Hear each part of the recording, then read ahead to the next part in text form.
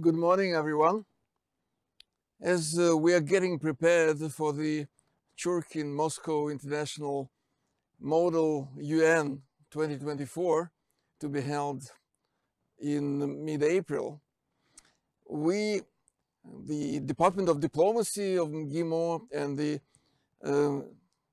C-MIMUN Secretariat decided to invite Mr.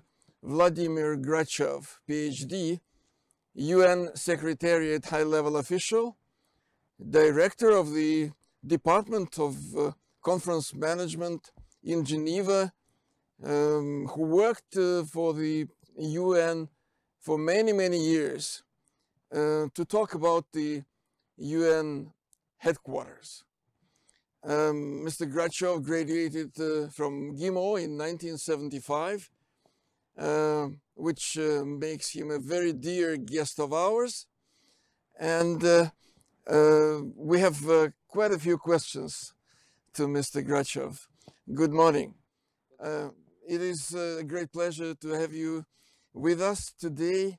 You worked in the UN Secretariat for quite a while and know this executive body from the inside. It must be very special, as the United Nations itself is very special. Of course, executive bodies of different multilateral organizations more or less perform the same duties, but none of them can boast the membership of 193 countries. After all, this is a universal organization, and my first question to you, Mr. Grachev, would be, what makes the UN Secretariat so different from the executive structures of other international bodies? Thank you very much for your question. Thank you so much for inviting me. It's a pleasure to be in alma mater. You know, from time to time you have to go to the roots, so I'm grateful that I have been invited. Get back to where you once belonged. Yes, definitely. When we are talking about the UN Secretariat, I don't know whether, this is a fond memory or not. But the point is that indeed I spent 22 years at the UN Secretariat in two headquarters. I worked in New York and I worked in Geneva. And I started with the Department of Peacekeeping Operations and spent permanently for more than half a year in Haiti. A very, very difficult country, the country which has a lot of problems in the past and has a lot of problems now. So therefore, the UN Secretariat is a working body where people do not sit only in wonderful headquarters like New York and Geneva and Vienna and Nairobi, but also these people, through the rotation, they do participate in the peacekeeping operations in many, many parts of the world. So therefore, in my view, when we are talking the bureaucracy, international bureaucracy in other organizations, in a good sense, like OSCE, people who work at the UN Secretariat, they are much more multifaceted and exposed to much greater experiences than the other international bureaucrats. So this is, for me, the most important difference which unite the UN Secretariat people. We talk a lot right now everywhere about possibility of the reformation of the United Nations and the reformation of the Secretariat itself. And indeed, it's necessary to do.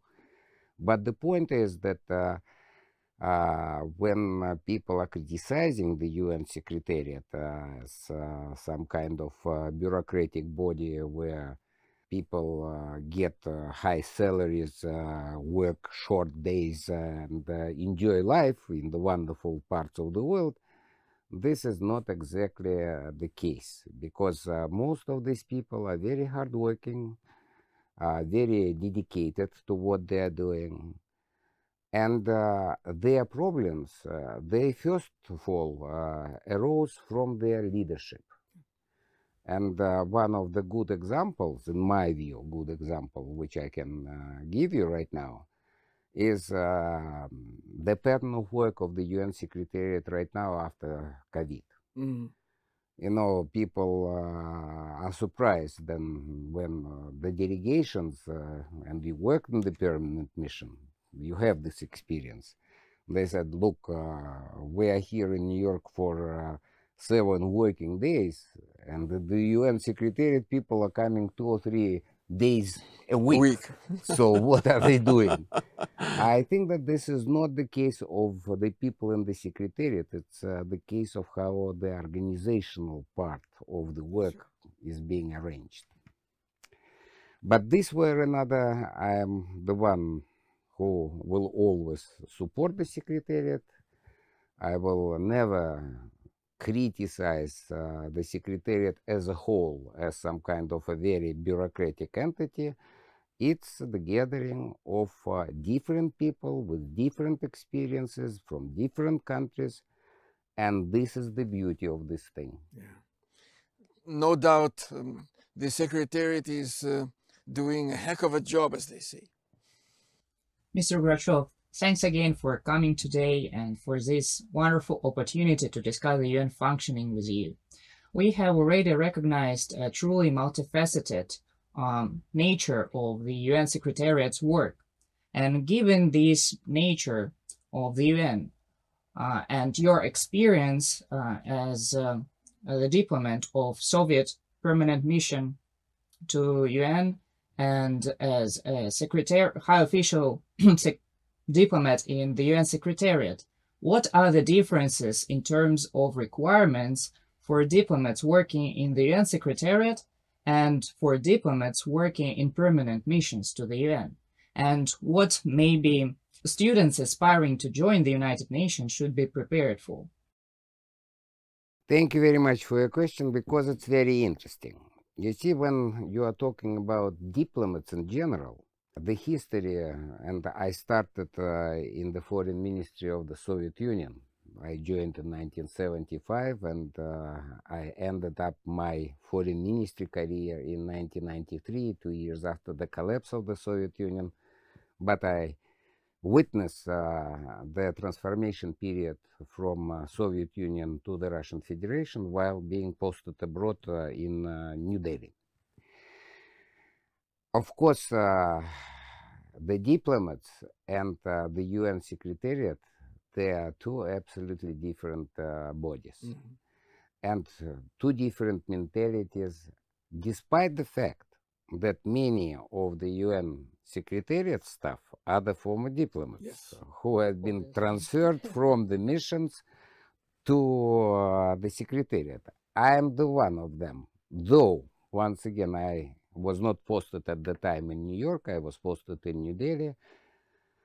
And maybe to understand why these things are happening from time to time, it was during Boutros-Ghali time. Boutros-Ghali imposed the freeze. Freeze means no recruitment, neither through the national competitive exams. This is something what we can discuss later on, how young people can get in the UN, or through the appointment on the national level. So the exception was made for 5 permanent members, allowing them to recruit, or even more, not to recruit, to second for a very limited period of time their diplomats at a P5 level, which is quite high level. And I was one of them, representing at the time the Russian Federation. There was a recruitment of an American, the recruitment of the French. There was not any delegate from the Chinese government. But those of us who joined at the time, they were all diplomats. They were not from the academic circles, but they came from the diplomatic services of their respective countries. So the difference of working at the mission and the difference of working in the UN Secretariat actually is not big. You have been working in the permanent mission of the Russian Federation, so you know it's the same pattern of work. In the morning there might be consultations, later on there might be the meeting of the Security Council, later on in the evening there will be working consultations. I remember days when Iraq was burning from December 1998 until March 2003. It was a normal thing when you go home at 4 o'clock in the morning. But you do not go only home. You go back to your office either in the mission or in your floor of the Secretariat building, and then you write something. And after that you go home. So actually everybody suffered the same. So it's not much. Maybe the requirements are different. Somebody writing the cable to Moscow on the outcome of the meeting. Somebody is writing the report to the Secretary General so he can wake up in the morning and know what happened during the night. So the tasks are actually the same. It's the same office, it's the same pen or computer, wherever, it's the same writing the reports. Analytical one, reports on the actual situation, the meetings with the foreign delegations, because, for example, every peacekeeping operation has the group of friends of the Secretary General. For example, for Haiti, it was United States, France, Canada, Argentina, and so on and so on. There were permanent meetings of the friends, where you as a Secretariat staff, you sit, listen, you make notes, and later on you do the note for the file. So same thing for the diplomats at the mission. So actually it's very similar. However, it is also different because in the mission you are governed with your national laws, with your culture of working in the group of people. Where is the boss, your ambassador? Actually, the group of people is not much, even with the big missions and the big embassies. And when you work at the UN Secretariat, you are guided by the absolutely different principles. First of all, it's the UN culture. This is the UN rules of the game. There are all kind of limits which are imposed on the international civil servant and on and so on. And of course, it's a multilingual environment. You know, I'm grateful to you that you give me an opportunity to speak English, because for the last 10 years I didn't speak English at all. So I now feel myself like a student. Pleasure is ours. As a student. So therefore, there are similarities and there are absolutely different elements which divides the national foreign service and the work at the UN Secretariat.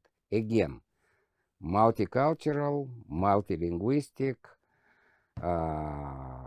environment is quite different from what you do at the mission of your country. Very interesting. Thank you, Mr. Grachev.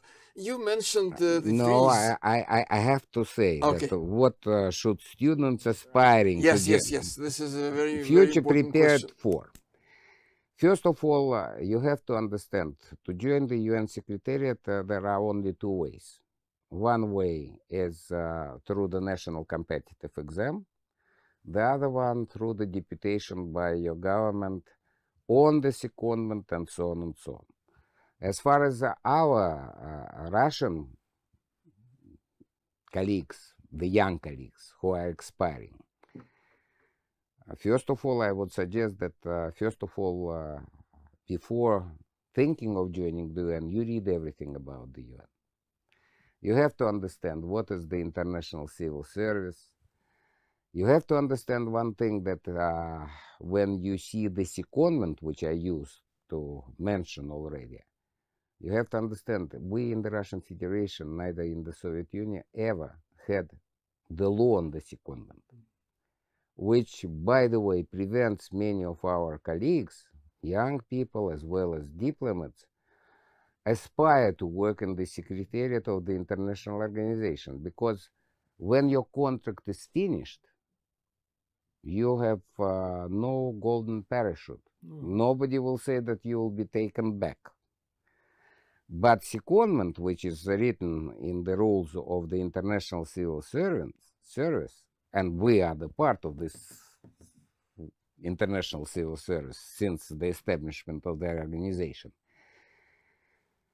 it spelled the secondment loud and clear. By the way, when I was having my contracts, short-term contracts, I started with, it's a process, because your secondment, there is an exchange of notes between the mission and the Secretariat, confirming that you are seconded by the Russian Federation.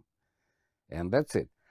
And being seconded, it also has handicaps, because this person is seconded, there should be no promotion for him. And that's it. It's also something interesting. However, some of them have been promoted. One thing which I mentioned to you also is that when you aspire to work for the UN, you have to be prepared for the interviews based on the so-called qualifications and competitions. It's an established practice about teamwork, about integrity, about style of your command, etc., etc. There are 5 criteria which is common for the interview. Unless you pass the interview knowing all these criteria, unfortunately, you might not be very successful. The complex of this thing, including the CV. CV is very important, and therefore I would advise our young colleagues who are still studying, when you have on your CV that you graduated cum laude, it's already a big plus. Second plus is the number of languages you know. For example, through the national competitive exam, if I remember correctly, of course I have been out of the Secretariat for 10 years, the age for most of those who are joining was 38 years old for the P1, P2 position, especially among the Westerners. And they have the knowledge of 3 or 4 languages, including the UN working languages, etc., etc. And then at 38, they are coming and saying, look, how come that I am a P2? And there is a diplomat who is 40 years old, who is already P5, and knowing only 2 languages. And one is the working language, the rest, like my Swedish, you know, is not in a very great demand at the UN. However, you have 18 years of diplomatic experience. You have 3 postings, let's say, in New York and Washington and New Delhi. So for the UN, of course, you are a much more preferable candidate. Right. And that's it. So therefore, you have to wait, thoroughly think. Do you want to be a part of the UN Secretariat and start from scratch? Or you can start in your foreign service and then aspire for a little bit more. Exactly. Difficult choice. Yep. But anyway, the competition is very tough, isn't it? Competition is very tough, and by the way, I can tell you, it's not a free ride for many, because as you know, the competitive exams are conducted in the countries which are underrepresented and which are paying their dues. So there are two conditions: being underrepresented and paying their dues. So therefore, as far as I know right now, the Russian Federation is underrepresented at a certain level. And of course, the Russian Federation is paying the dues. But not many other countries are doing the same thing. The size of the Secretariat is enormous.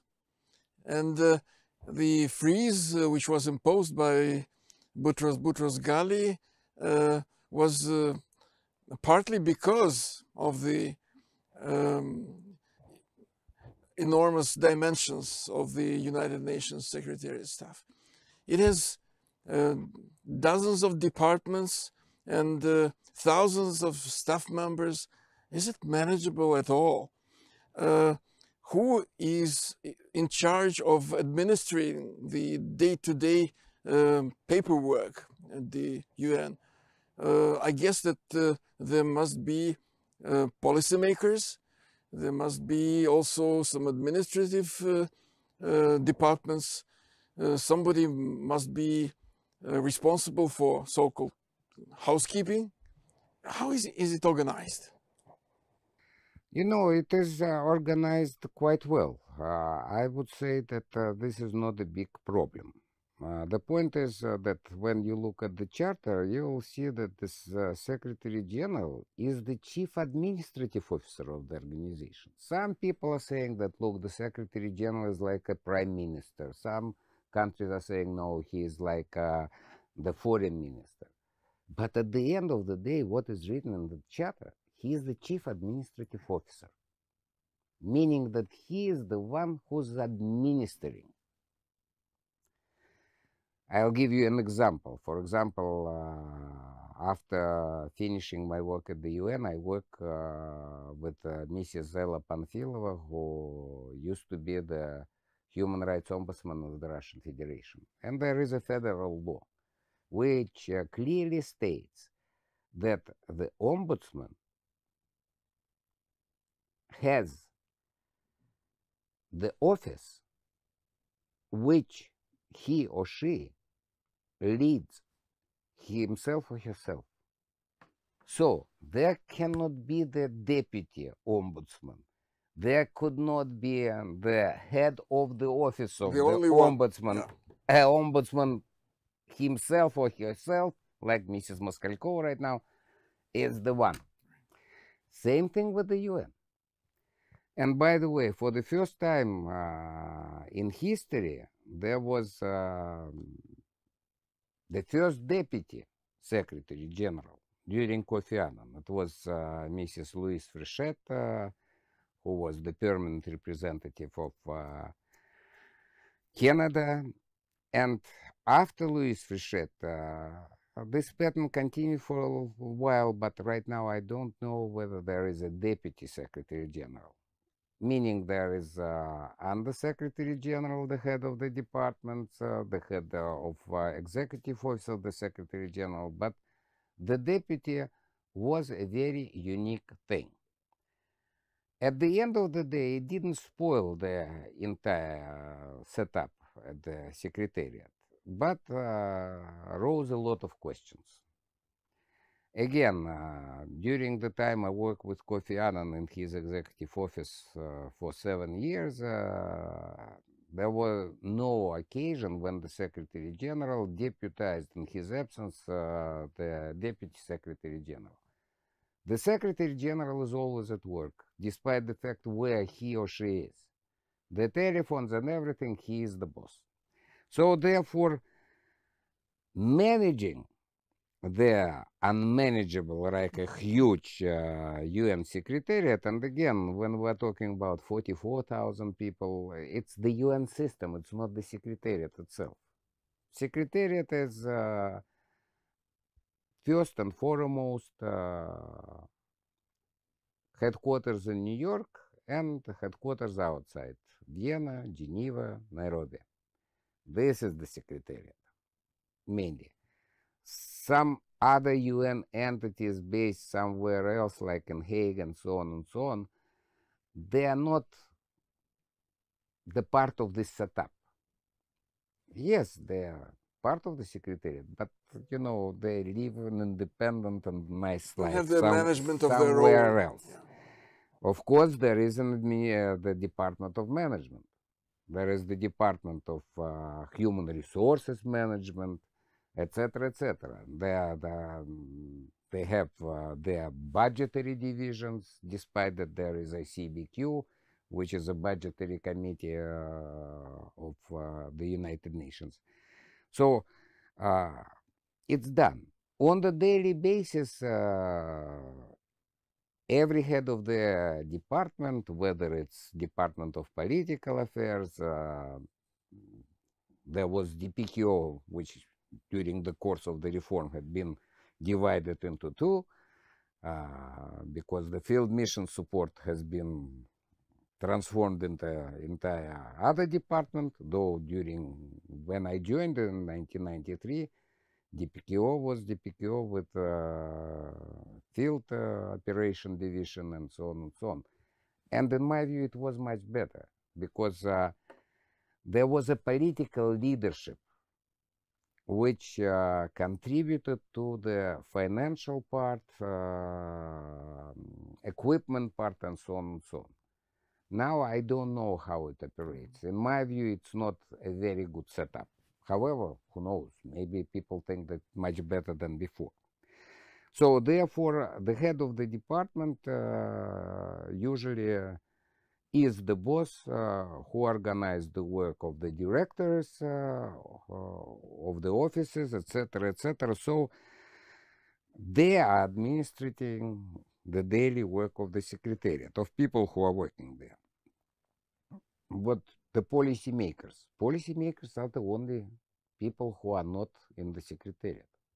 Policymakers are sitting in the Security Council and the General Assembly. Member states. The rest are just walking around and implement what they say us to do. And that's it. These are the policymakers. Analysts, yes, there are people in the Secretariat who analyze what the member states suggested. And I can tell you one thing, I was always against ambitions of certain members of the Secretariat who were trying to teach the delegations how to do their job and what to suggest. Only because of one thing that we know they don't. They make the mistake. This is something what shouldn't be done. In my view, the members of Secretariat are making the mistake when they are telling the member states, you do this and that. It's much better. The value of the Secretariat employee is his or her professional skills, which are recognized by the member states. When the member states understand quite well that this person has suggested a word to the text of the resolution which covers certain concerns, or give them the opportunity to do something what they cannot do in accordance with UN rules and Security Council resolution. I'll give you an example. Mrs. Madeleine Albright, when she was the permanent representative of the United States, and again, this is Haiti, and Haiti operation was envisaged without the use of force. And the Americans, who formed at the time the bulk of the mission, actually it's another story, I don't think that we will cover it during this interview, they wanted to go there equipped with the arms. So therefore, Mrs. Madeleine Albright said that, look, in case of Haitian on Haitian violence, the peacekeeping operation, the staff of the peacekeeping operation, the contingent, can use force, though it's without the use of force. And after that, she said, oh, this is called creative ambiguity. So those who can create ambiguity suggestions, they are valued like gold. Very tricky. At the UN. Yes, it's true. I told you that there is Department of Human Resources Management, which dealing with the staff. There is the Department of Administration, housekeeping. It's a lot of things to do because it's one building, it's another building with the archives of the United Nations, a Dakshamir Library, garage, all kind of things. Division of administration. Usually, division of administration was always headed by the American. It's the money. So therefore, they were always. Now the situation has changed a little bit, but for many years it was entirely American exercise. And housekeeping is important. However, when the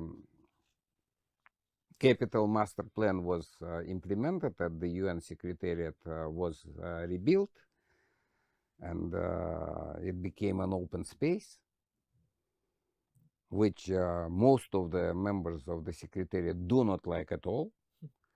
And let me tell you, when the Capital Master Plan was discussed, this is not many people know about it. One of the contractors came to the Secretary General and said that I'll do it for free. But I'll build another building next to the UN, and this old Secretariat building I'll rebuild beautifully. His name was Donald Trump. So this is about housekeeping. Very interesting. Which department is the largest? It's very difficult for me to say right now after being away for 10 years, which is the largest department. Let me tell you, Department of Economic Affairs, DESA, was one of the largest. And as you know, DESA is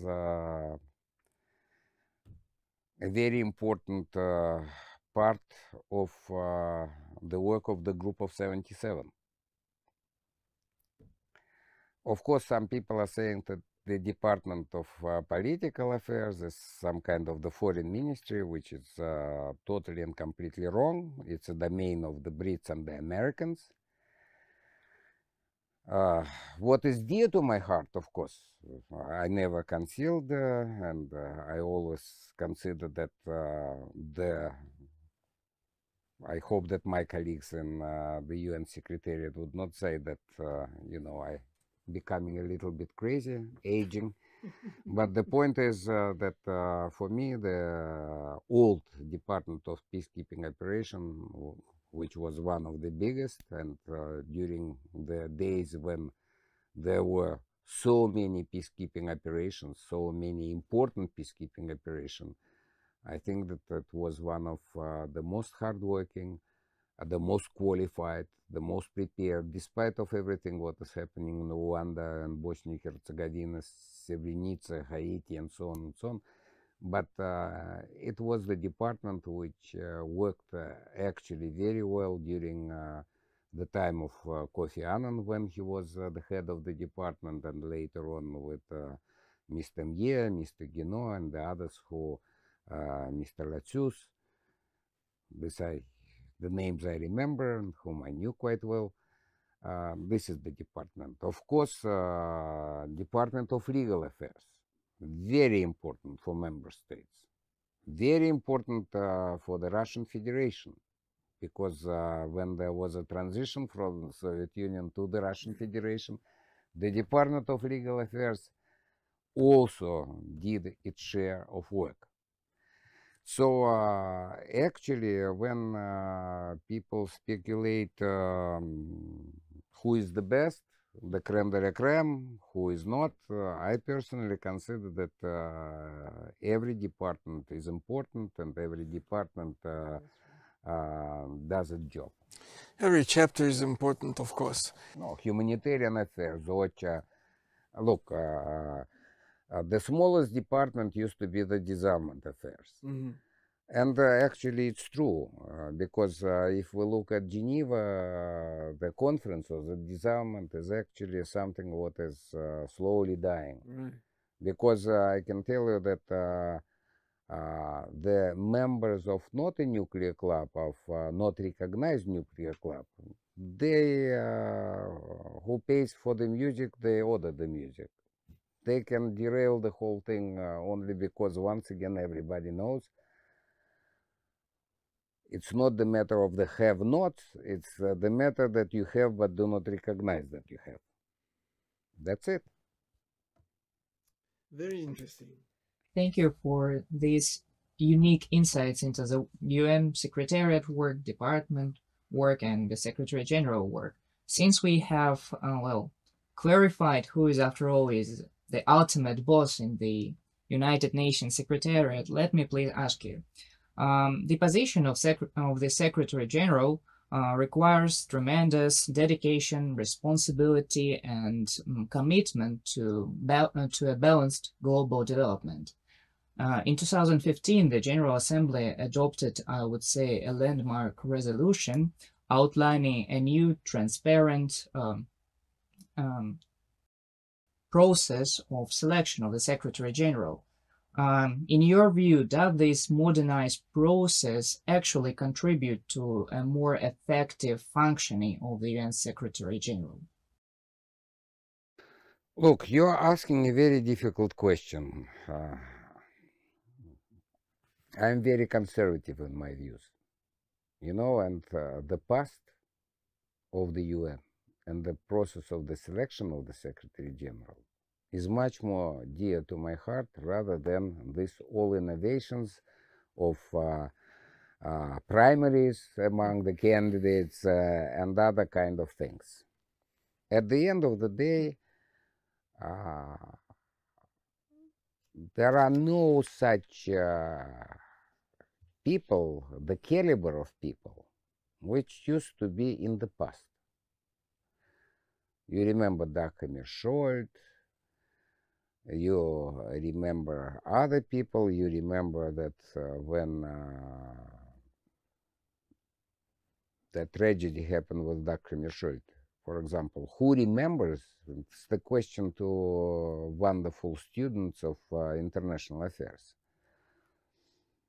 Who replaced Vladimir Grachev? And how the replacement was made?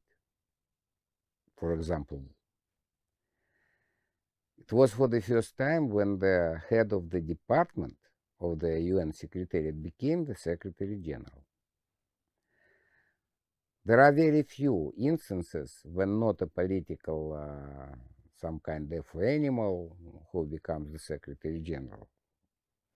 And frankly speaking, for me, one of the best Secretary General is Kofi Annan, only because he rose through the ranks. Right. And he was a very smart person.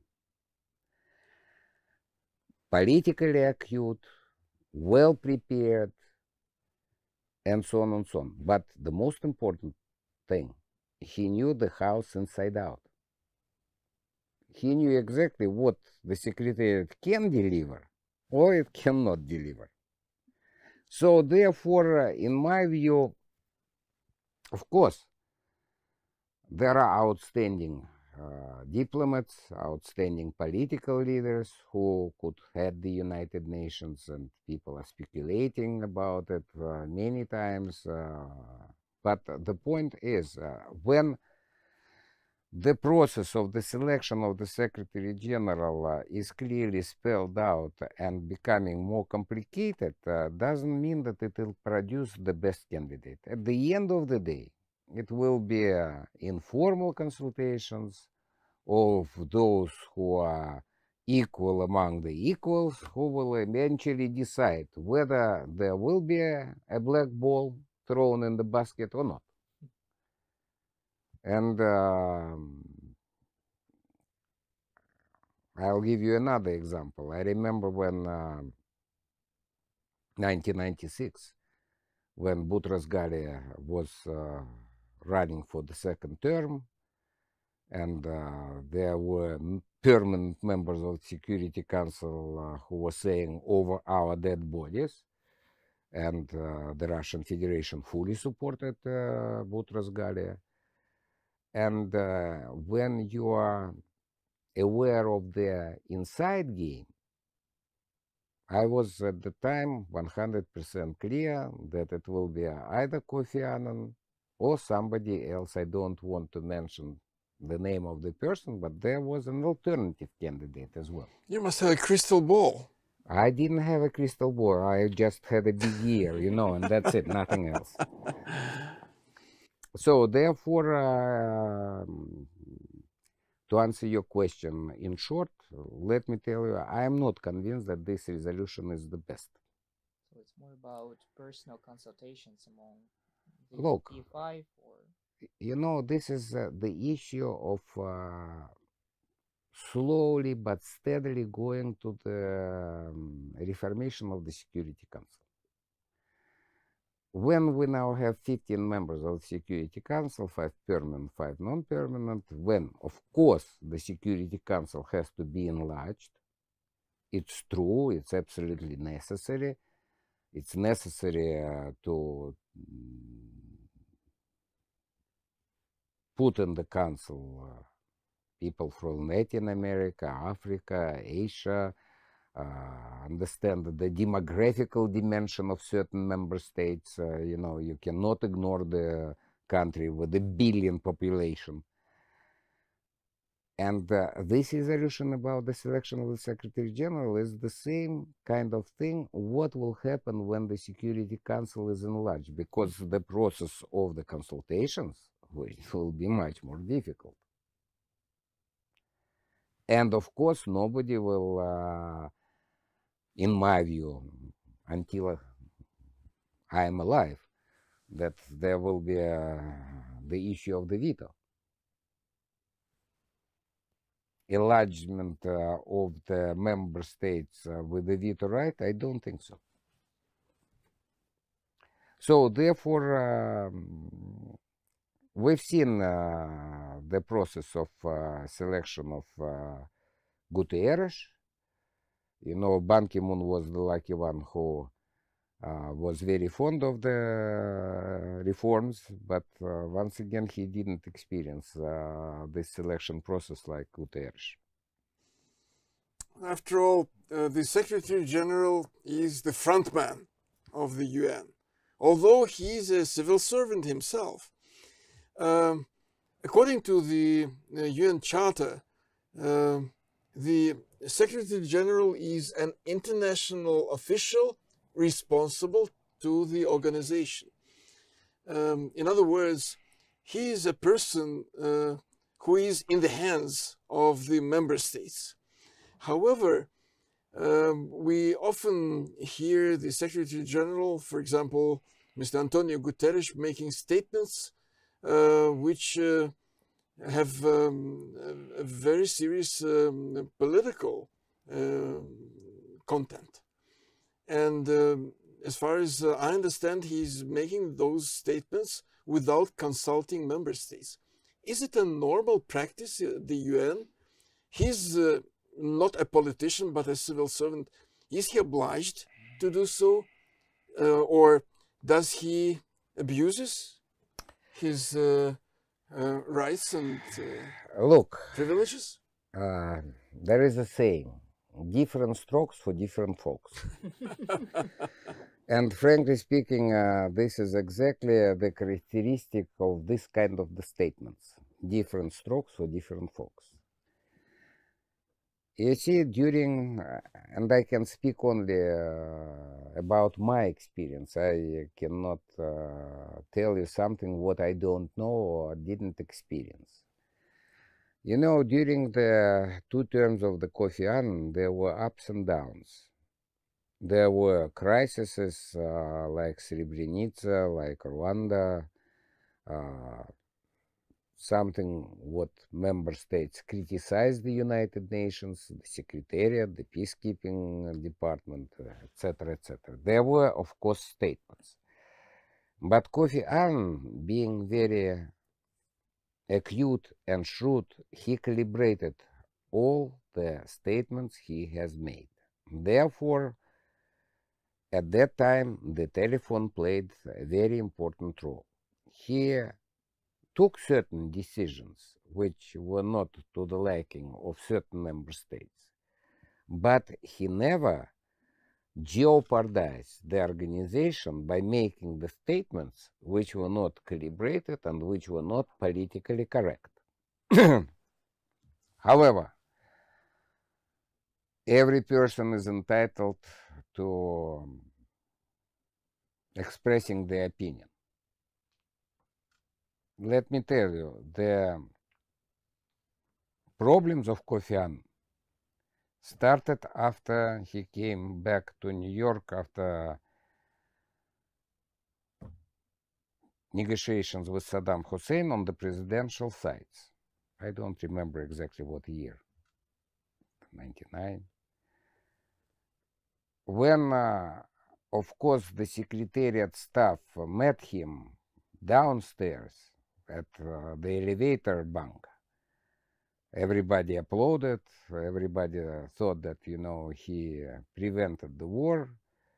He said a very simple thing, you know, Saddam Hussein, we can do business together. We can do business with him, which was never forgiven to Kofi Annan by the Brits and the Americans. After that, there was a Volcker report, oil for food scandal, and so on and so on, only because of one phrase. Only because of one phrase. So the Secretary General has to be very careful when he says something. Though the Secretary General can do a lot of good things, this way or another. For example, I can tell you I've been a part of the Secretary General delegation to Ukraine in 2002. Mm-hmm. All those who are now so fond of this country, who send their weapons and so on, they were dead against the Secretary General going to Ukraine because they were saying, this is a waste basket case, why should you go there? And Kofi Annan decided to go there. It was, of course, a different country, different mentality. Nothing tragic happened at that time, but when they saw that the situation is such that this country could become a part civilized international society with the Commonwealth of the Independent States and the European Union, they didn't like the whole idea of the Secretary General blessing this kind of process. It was a waste basket case. And he was criticized after that as well, that he went there. So Secretary General is the boss of his own secretariat, but he is not the boss of any member states. He is not an equal partner. He is more like a bridge between the member states, Security Council, General Assembly. He can be facilitator. That's it.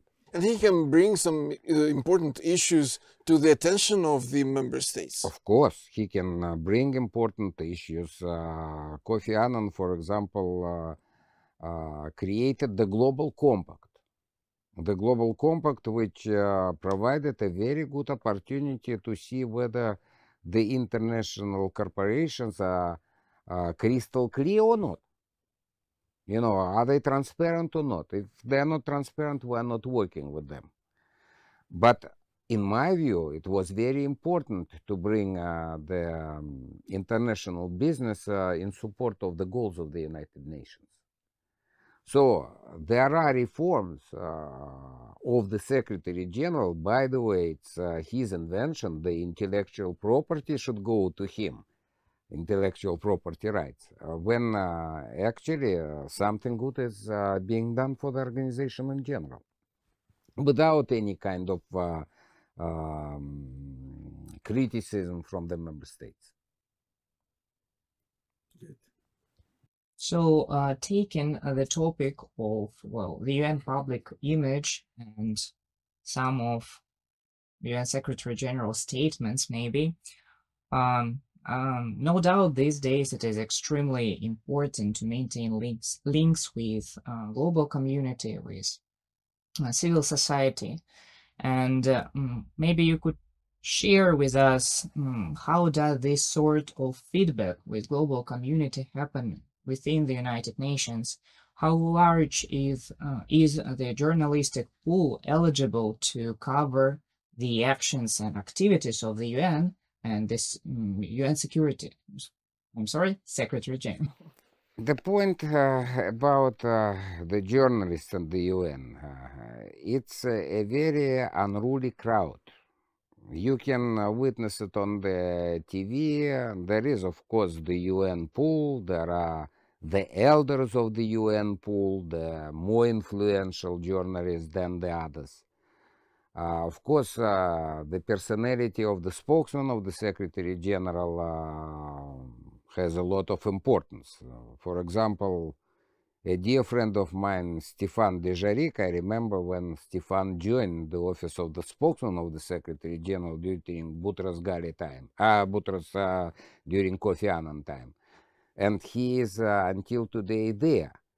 And by the way, he mastered his skill of being the spokesman. 20-something years. Yeah, 20-something years. It's a great deal. Yeah, more than 20 years. More than 20 years. There was, I don't want to tell you exactly about the press conferences of the UN pool. You know, we've seen it all with Foreign Minister Lavrov. You know, if they like you, if they know that Lavrov is the star, he will continue to be the star when the people will say, no, no, no, no, no, look, we have problem with the Russian Federation, do not go. Do not attend the briefing of Lavrov. They will be there because they love him since the time he was the permanent representative of the Russian Federation. And again, you know, I am not a journalist, but looking at foreign minister, I always admired his sense of humor, his irony. And by the way, the journalists, they admire the irony. They don't want to see the stone face. They want to see somebody who can, I will not use it in this studio, a famous phrase of Foreign Minister Lavrov, but once again it's true. It's exactly reflect the situation. So, many things are not being said among the journalists on the second floor of the Secretariat building. But there was something called the inner city press. Mm-hmm. There was the so-called site of UN Forum, where all the juicy details and the insights, sometimes provocative insights, are being put into the space where discussions are taking place, or where it can grow out of the box. So, therefore, I can tell, in my view, for many years, the spokesman of the Secretary General, despite of all the mistakes, despite of sometimes information given by the department which harm their reputation, but at the end of the day, they are very good professionals and they work quite well. It's all about professionalism. In terms of professionalism, I think there is one place in the East River building in New York which is very special. This is the 38th floor, the office of the Secretary General. You know this place very well. How does it work? You know, I have given to you a couple of journals, and I have already once explained to the audience how the 38th floor works. Of course, I can speak only for myself. I can speak for days when I was not a part of the 38th floor, but friends of mine, they worked there during Boutros Ghali time. Then for 7 years I worked there during the time of Secretary General Kofi Annan. Later on, I've seen it during Ban Ki-moon time, already sitting in Geneva. And all of them, they have different ways of handling the 38th floor. People were joking when Kofi Annan came to the 38th floor that this entity called Executive Office of the Secretary General is being run as an African village. You know, I was at the time shocked, thinking of what is it, African village, you know, remember all the films, documentaries, and was not much impressed that it's running smooth, well, etc., etc. Indeed, it was running like a Swiss clock, Swiss watch. Only because, again, there is wisdom of selecting the staff, putting everybody at the right place, giving everybody right discussions, telling people, do not get angry, do not get upset when we are saying, do not touch this issue, this is outside your prerogative, do this. And you have to accept it. So everybody did their own job. For example, I was working with a wonderful Swedish politician, diplomat, Mr. Rolf Knudsen. He passed several years away. And it was very funny because it was a Russian and the Swede who was 10 years older than me and who spoke perfect Russian. And the Russian who was 10 years younger, who forgot Swedish, which he studied in this institute. I don't believe this. It's no. true. No, I can say something like a Europейska Secretariat, but not more than that. You know, everybody knew where exactly to run. Everybody knew which department they are liaisoning with. Everybody knew the people because Kofi Annan actually took half of leadership of the PKO and put it on the 38th floor. So we all knew each other. And therefore it was very successful. But, you know, the legal counsel of Kofi Annan, Lamin Sisi, he was openly saying, this is African village, this is how we will run it. And he was absolutely correct.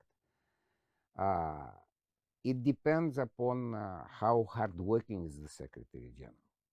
Kofi Annan was very hardworking because from the early morning until the very late at night, he was constantly in touch with the counterparts, with the minister, with the prime minister.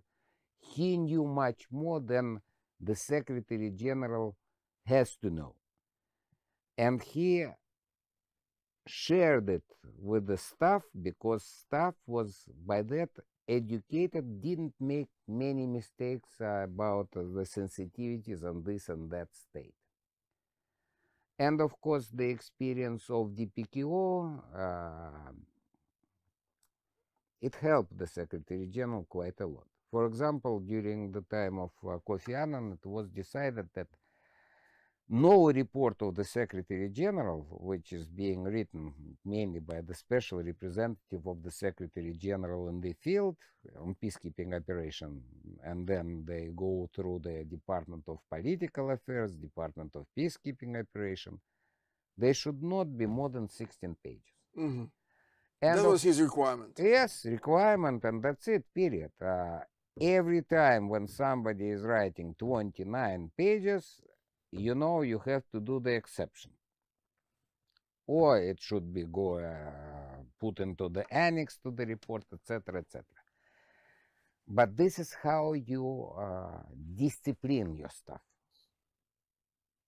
Because it's very difficult for the former foreign minister, like very outstanding person, one of the elders, the cleverest person with wisdom, Lakhdar Brahimi. the former foreign minister of Algeria. By the way, on the 1st of January, he turned 90 years old, and he is absolutely in the wonderful state of mind, and so on and so on. But for the Secretary General to say to his special representative, either in Afghanistan or in Syria or in Haiti, what's important, why you send 29 pages? No, things happening like that. So the personality of the Secretary General determines the pattern of work of the Executive Office of the Secretary General. That is important to understand. To cut a long story short. Yes. Mr. Grachev, thanks again for sharing these inspiring and fascinating insights into the UN Secretariat work. Indeed, I think for many students, the activities of international organizations are sometimes wrapped into in a certain degree of mystery and secrecy, and there are many details that are always interesting to learn about. To continue the subject of UN global importance and its agenda, we see an ever-growing number of young people willing to tackle global problems, willing to contribute to sustainable development by participating in various initiatives, forums, projects dedicated to the UN. As you may know, since year 2000, every April, MGIMO University has been hosting the Churkin Moscow International Model United Nations. This year we celebrate its 25th anniversary. The event simulates the work of main UN bodies in all UN official languages. Do you find participation in such events helpful for future diplomatic career? What useful knowledge can high school and university students obtain from participating in such conferences? You know, I'm the fan of the UN model of MGIMO, and again, I'm very proud that it is called after Vitaly Ivanovich Churkin, a very old and dear friend of mine. By the way, I think he should have been after you haven't worked with him. I didn't work with him. Yeah. But I knew him at the time when he was the spokesman of the Ministry of Foreign Affairs. And of course, we also had something in common because he studied Mongolian language at the university. I remember, but also French and English. Very well. And we worked together in Washington with Vitaly Ivanovich. And it's good that his name is dedicated UN model to his name. I think a very good choice. You know, maybe it's a little bit outside of your question, but the point is that we always speak about diplomats of the Soviet era: Dobrynin, Troyanovsky, Korniyenko, Vorontsov, Kuznetsov, and so on and so on. But Churkin is a different new generation of the same very talented and very prominent diplomats like Kadakin, who used to be ambassador to India, etc., etc. It's time to think about them as well. But this is something outside of the question. I fully support, and I've been to the model in 2019, spoke at this meeting. And I think it's very important for the students, for the professors of MGIMO and of other academic entities to participate in this model. I'm sure that Anatoly Vasilyevich Turkunov, who has been for many, many years the head of the Russian Association of Assisting the UN. He has a great political and academic weight among the people involved in the such models. So therefore, it goes without saying that the model is a very important thing which should be promoted, which should be polished, should be nurtured, and so on and so on. So it's a good thing. And you give to the students some kind of the quest when they're getting interested of looking into it.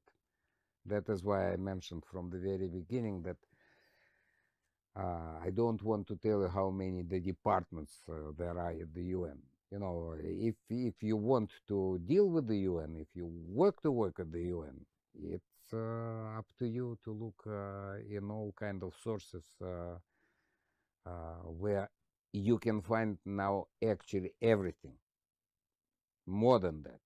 And by the way, if you can accumulate this kind of knowledge in yourself and later on sell it to those who will be interviewing you, I think that this is part of the success of getting there. That's it. Thank you, Mr. Grachev. I would like to go back to the Secretariat.